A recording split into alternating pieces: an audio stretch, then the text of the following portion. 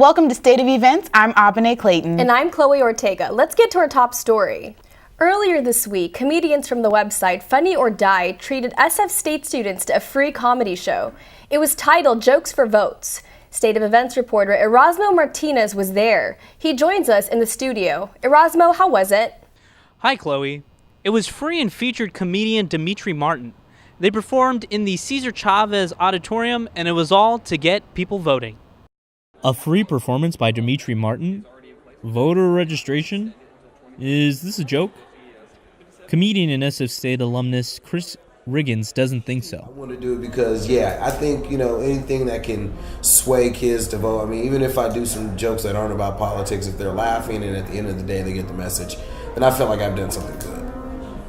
About 600 people filled Cesar Chavez to watch Chris and other comedians. Next Gen Climate co-sponsored the event. Their goal is to register 1 million Californian voters this year. A spokesperson said they registered 600,000 voters at similar events. Even if some people didn't register. I thought it was just Dimitri Martin, and then there was like 5 people before him, and I was laughing the whole time. At least they got some laughs. I wasn't allowed to record it, but from what I noticed, everybody had a really good time. Now remember, you have until October 24th to register to vote. Back to you in the studio, Abene. Thanks, Erasmo. Work continues on the controversial 1,200-mile Dakota pipeline. The project plans to move crude oil from North Dakota to Illinois. A group of anti-pipeline activists met in Oakland to raise money to help protesters. People filled the Old Crow Tattoo Parlor to get an update on the construction. That offers a huge threat to the environment, the water supplies, not just in North Dakota, but all the way down to the Mississippi River. According to the pipeline's website, the pipeline will transport oil more efficiently and create 12,000 jobs. But some say the environmental impact outweighs any financial gains. Corporate greed, and that's why we're here, and that's why we're standing up, because we've had enough. We've done this too many times, and we can't do it anymore. This is not just a native issue, the poisoning of waters. This affects every human on this earth. The program was also to raise awareness about the issue. According to EcoWatch.com, at least 26 protesters have been arrested since construction resumed. NBC says more than 700 people are at the main camp near the Standing Rock Sioux Reservation. A $20 million state grant has been issued to extend BART through downtown San Jose and into Santa Clara. The Milpitas BART station in San Jose is expected to open late next year. The ultimate goal is to reduce the amount of vehicles on the road. Fuel efficiency may be the cause of Caltrans' new financial troubles, so Caltrans is launching a pilot program that would charge drivers by the mile. State of Events' Uilani Gray reports on ways you can navigate through this new solution to the gas tax. Drivers are stepping on the brakes by turning to high-efficient vehicles and electric cars. This efficiency means less people are buying gas while more people are utilizing the highways. This change has left Caltrans at a deficit each year as they rely on gas taxes to maintain the roads. And we're looking at it through road charge, which is basically paying for what you use. The usage, just like you pay for your utilities, it's how many miles you drive, how much you use the infrastructure. You would be paying based on the miles that you use the infrastructure. 5,000 volunteers were selected to represent private vehicles to heavy commercial vehicles. They gave drivers several options to track their miles, keeping in mind low to high technology options. A time permit is an annual fee, while a mileage permit allows you to pay for a block of time. The most popular was an automated plug-in device. Out of those, I would pick the annual rate, because it would be one set rate versus something that would go up and down. Drivers are having a hard time understanding just how the road charge works. It just sounds like a way for people to get more money out of you. That's what it sounds like to me. The reality is, Caltrans is working at a deficit that keeps roads unrepaired and car repairs at an all-time high. A long-term plan that is fair for all drivers should be the goal. At the conclusion of the pilot program, Cal State will then put together a report for legislation by July 2017. Legislators will have the final decision whether or how to implement such a program. In Berkeley, Uilani Gray, State of Events. Coming up, San Francisco hosts a laugh-filled Get Out to Vote campaign. And a San Francisco housing proposition will be in this year's ballot. State of Events will have those details when we come back.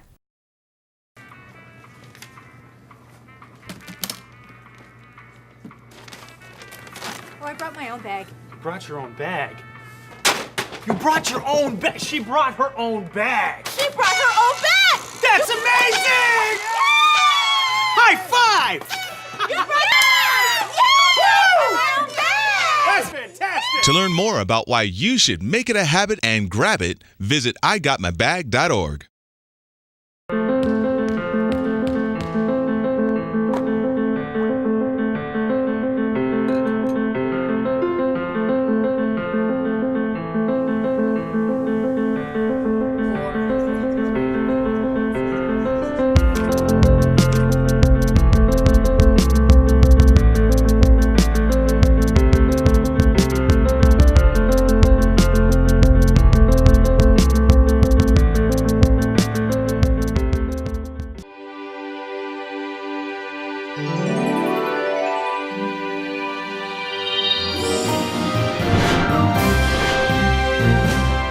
Welcome back to State of Events. This past weekend marked the first officer-involved shooting since SFPD interim police chief Tony Chaplin took the position last May.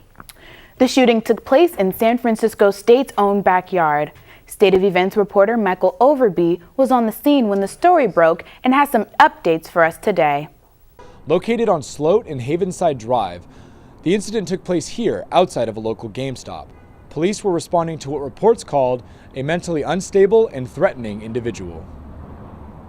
It is said that this man, whose name has been released as Nicholas McWhirter, fired multiple shots at officers that took up the call, striking one officer, Kevin Downs, in the head, making Downs the first SFPD officer to be shot in the line of duty in nearly 10 years. McWhirter then fled across the street into Stern Grove. Police responded in force, with over 30 cruisers on scene within 30 minutes. I happened to overhear the chatter on the police radio and arrived on scene soon after to get word from neighbors in the area.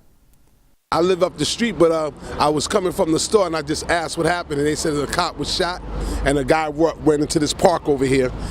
Shortly after, I learned how the police subdued and arrested the suspect in question. The suspect then emerged from the bushes. He then fled on foot again. Shots were fired by our officers.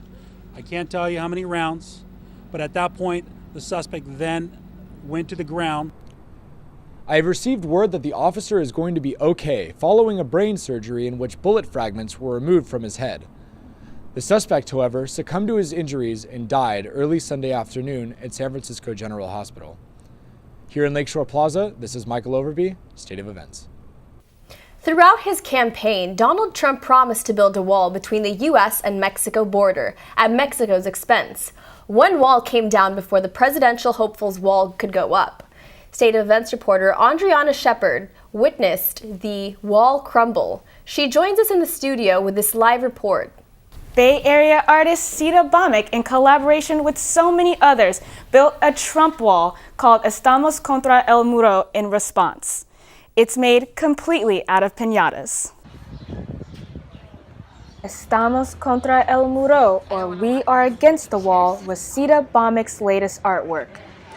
It hung from suspension wires for over a month at the Southern Exposure Art Gallery in the Mission District. As it hung, Bomick served a special food between the holes in the wall. In Mexico City, guajolotas, which is basically a female turkey, it's a tamal torta. So it's a corn tamal that you put into between two pieces of bread, and then you often drink it with atole. But everyone was there Saturday to see it finally come apart.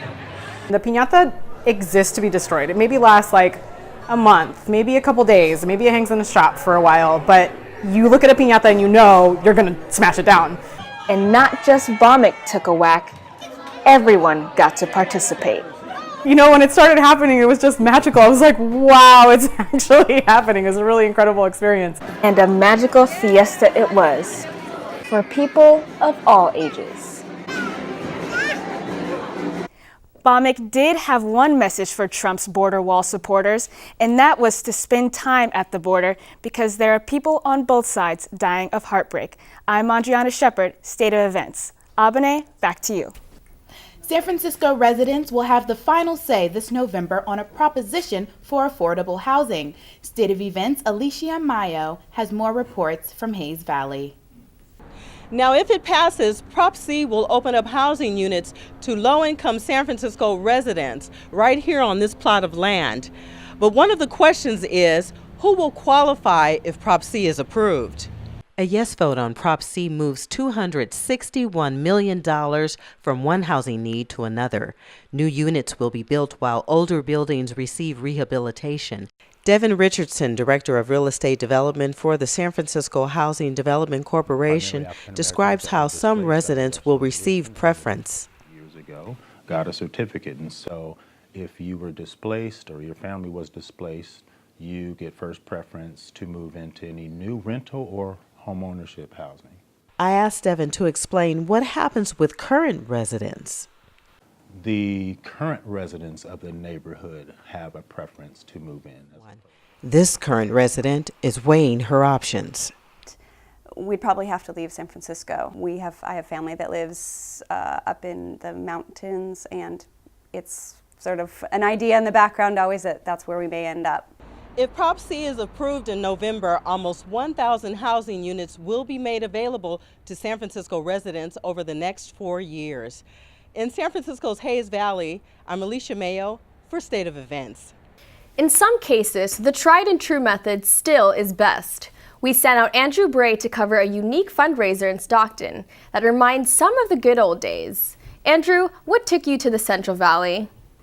Well, I traveled to my hometown of Stockton to support cancer research. Over $125,000 have been raised by the Kids Take a Stand Foundation. Here's an inside look on how these kids are making a big impact.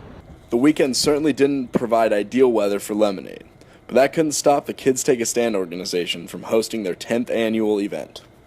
Not a problem. Each year, the grassroots organization sets out to bring together the community of Stockton in a spirit of giving, in order to help those affected by the disease.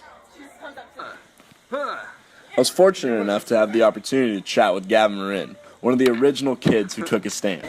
Yeah, we started with 3 people doing the stand, and now it's like 30 kids helping, and everyone's helping out. And while the event has grown over the years, the message and goal remains the same. Yeah, it makes me feel good because I know I'm making a difference in other people's lives. With the support of lifelong friends and a community that truly cares, this spirit of goodwill is sure to be back year after year. Kids Taking a Stand! I've had the pleasure of getting to know these families over the last several years. They're some of the most fun-loving and generous people that I've ever come across. Now, donations are still being accepted, so if you're looking to donate to a terrific cause, it's Kids Take a Stand. And we'll have some more information on our social media pages. Live from San Francisco, I'm Andrew Bry, State of Events. Thanks, Andrew. After the break, find out about a San Francisco volunteer program that is helping foster kids. And a San Francisco native comes back to talk about her many accomplishments. We have the details on her latest business venture after the break.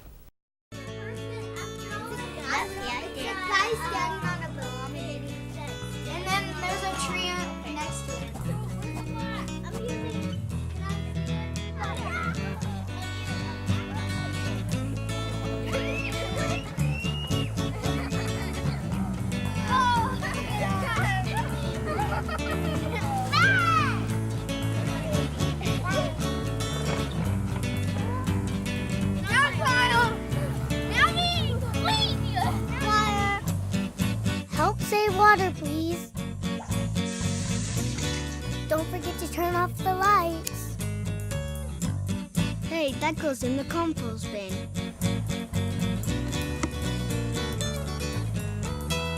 Be sustainable. Be sustainable. Live sustainably.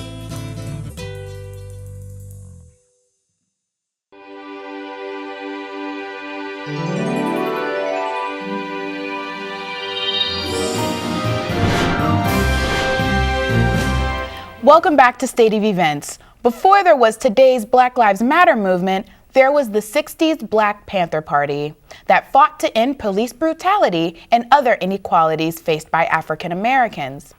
This month, a new exhibit at the Oakland Museum opens up to honor their history. State of Events reporter Nicolette Stewart is in the newsroom with more on the exhibit. This year marks the 50th anniversary of the Black Panthers Party.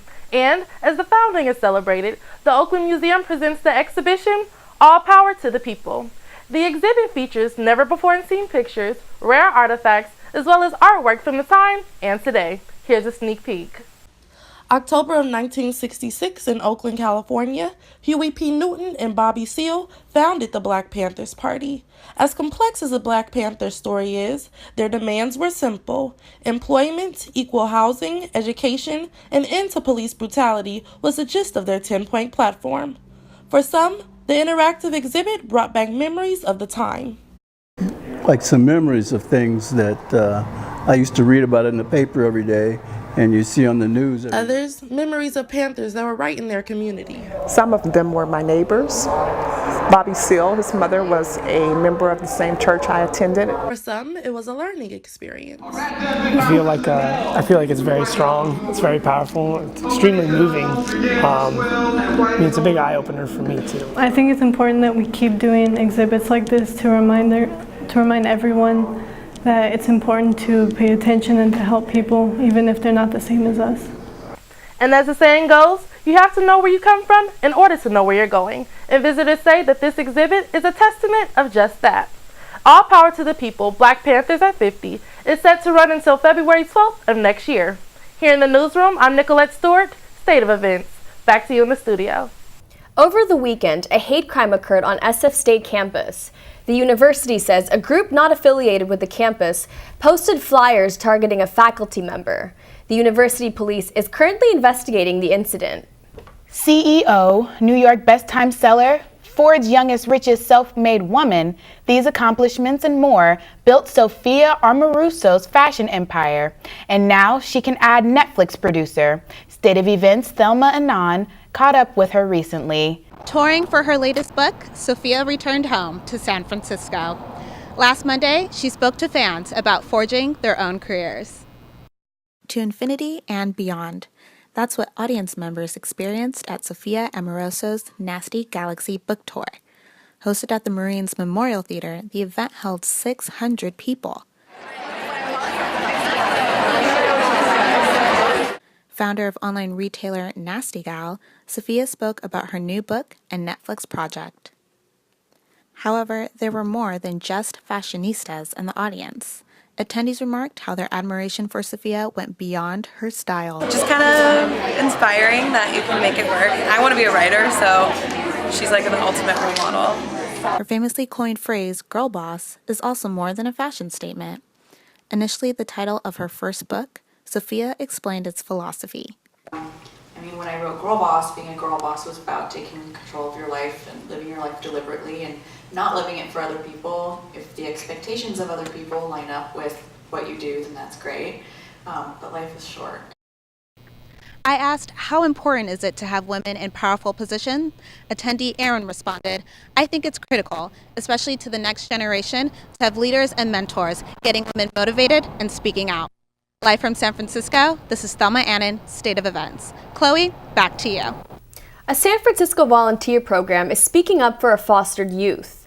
Tessa Kleinbell has the latest on the SF Court-appointed Special Advocate Program. Through helping fostered youth with everyday activities to being their advocate in court, SF CASA's goal is that every child feels safe and is given the opportunity to thrive.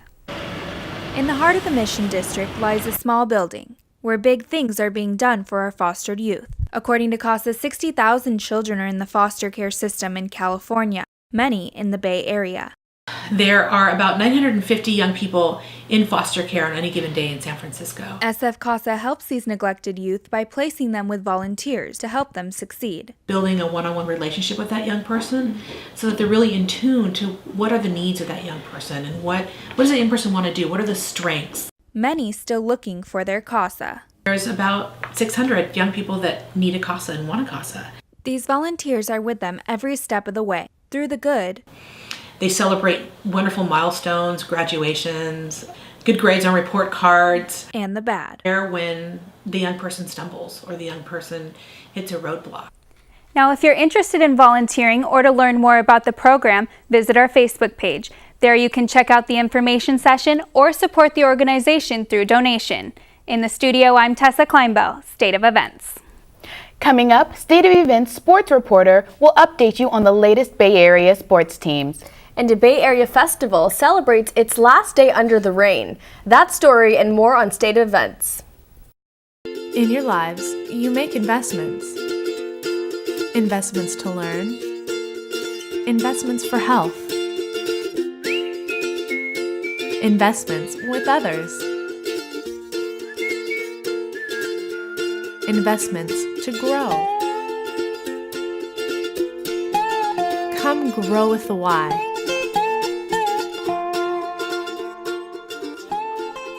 I'm a pre-med student who is looking for a global health experience. I found Child Family Health International. I expected to be a visitor, but ended up completely immersed in the local culture. I wanted to meet people. Instead, I joined a family. I thought I would be reading textbooks. Instead, I gained clinical skills firsthand from local doctors. I wanted to change the world, and I let the world change me. Child Family Health International. How will you distinguish yourself? Visit cfhi.org.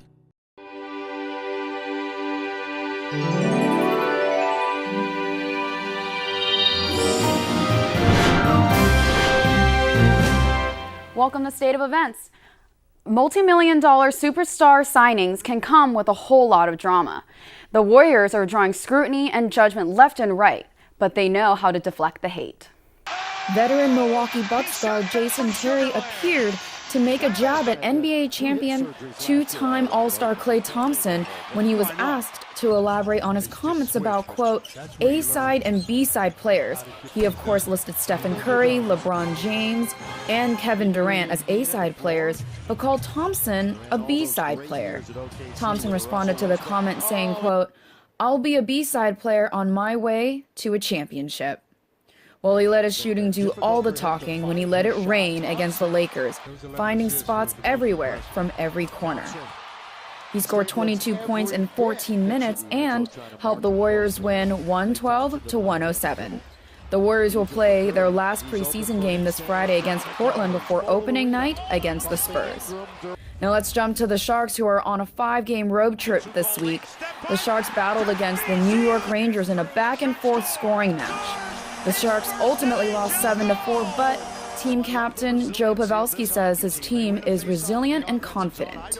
You know, but guys, there's no quitting in this room. We know that. We know that about each other. You don't lose that, but it's good to see guys, you know, battle back and try to get there, and a little bit more execution there at the end. We're trying that came up. The Sharks hope this is just a small hiccup in their trip. They remain first in the division. And a quarterback can only do so much. For 49ers quarterback Colin Kaepernick, that was the case last Sunday against the Bills, in Cap's first start since November of last year. San Francisco has lost their 5th consecutive of the year. State of Events, Victor Anguiano is in San Francisco to explain the reason why the Niners lost to Buffalo 45-16. Yeah, Michelle, as you mentioned, Kaepernick did his job. He threw for 187 yards, ran for 66, and had a touchdown. But again, it goes back to their defense. In the last 5 weeks, they've allowed 5 different running backs to rush for at least 100 yards. To put that in perspective, the Niners are celebrating their 70th anniversary, and this is the first time they've allowed this to happen. This is the 8th play of the drive, and it's McCoy to the 10, McCoy, 3rd touchdown. Colin Kaepernick's return as the Niners' starting quarterback was overshadowed by one shady, LeSean McCoy. The 4-time Pro Bowler scored 3 rushing touchdowns and ran for 140 yards. Head coach Chip Kelly understands the defense lacked consistency against the NFL's best rushing offense. Some instances where you knew you were playing against a good back, you got to swarm tackle him and get around him, get a lot of guys to the ball. That's what we talked about during the week, and you got to wrap up when you get there, and we didn't do a good job. The biggest positive the Niners can take away from getting clobbered by the Bills is the Cap gets to live another week as QB1. The Niners are facing the Bucs at home this Sunday, and Kaepernick wants everyone to be on the same page. We can't make the mistakes that we've been making. We can't hurt ourselves in situations, and when there's opportunities to make plays, we have to be able to make those, and up until this point, we really have. Kaepernick hasn't won a game since week 6 of last year, and this Sunday he'll be looking for one, but it's not going to be easy against a Bucs team that is well rested and will be looking for their 3rd win of the season. Live in San Francisco, Victor Anguiano, State of Events. Chloe, back to you. In a bold play this past weekend, the Nevada Assembly voted that it is willing to bring the Raiders to Las Vegas. While this decision is far from over, it has many Oakland residents nervous about the future of their team. State of Events reporter Michael Overby took a visit to Oakland City Hall to find out more on the state of the city. Michael? That's right, Chloe. Oakland has and will continue to see many changes in its city over the course of the coming years. Mayor Libby Schaaf gave her State of the City address to highlight these changes in action. The State of the City address highlighted the progress that Oakland is pushing for. Once called the crime capital of the Bay Area by the National Journal, Schaaf displayed how crime has significantly reduced and high school graduation rates are going up. John F. Kennedy's moonshot speech cemented the overarching theme of Mayor Schaaf's goals for the city. A moonshot is a big, audacious goal. It's less about incremental improvement and more about transformational change. Schaaf sees Kennedy as an inspiration in Oakland's long-fought struggle to uplift the community for all. While the accomplishments Oakland has accrued over the last several years were important, it was the Raiders that were on everyone's mind. Schaaf says she knew of the Nevada decision, but remains confident that the Raiders will stay here at home. I believe that the Raiders are part of the Oakland identity and destiny, and that there is great value to both the city and the Raiders to remaining together.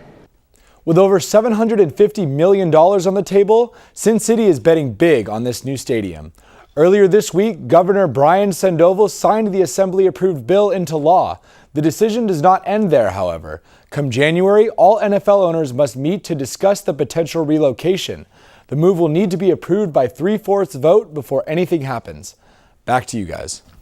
Treasure Island's last music festival was this past weekend. The event, however, was hit with a splash of surprise. Tanya Zelke is now live in the newsroom with the details. Treasure Island was a 2-day jammed-packed music festival. The event was planned to go on whether it rained or it shined. However, things didn't go as planned, and some fans were left drenched in disappointment. Fans knew rain was expected as they boarded the buses to Treasure Island on Saturday. However, they were unaware of how the rest of their weekend would play out. We're pushing everything 1 hour.